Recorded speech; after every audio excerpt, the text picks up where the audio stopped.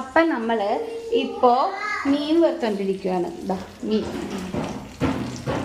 മീൻ വറുത്തോണ്ടിരിക്കുവാണ്. പിള്ളേർ ഞാൻ തന്നെയാണ് ഇന്ന് ജോലിയൊക്കെ ചെയ്യുന്നത്. മീൻ നമ്മൾ ഓൾറെഡി കറി വെച്ചു. അപ്പോൾ കറി നല്ല കറി തേങ്ങ അരച്ചൊക്കെ കറി വെച്ചു. അപ്പം ഉണ്ടാക്കിയിട്ടുണ്ടായിരുന്നു. അപ്പം തീർന്നു. അപ്പം മുട്ട സ്റ്റൂ തീർന്നു പോയാ ചേട്ടാ. പിള്ളേര് കളിക്കുന്നത് പകല. സിയ ഉണ്ട്. എല്ലാരും പറഞ്ഞ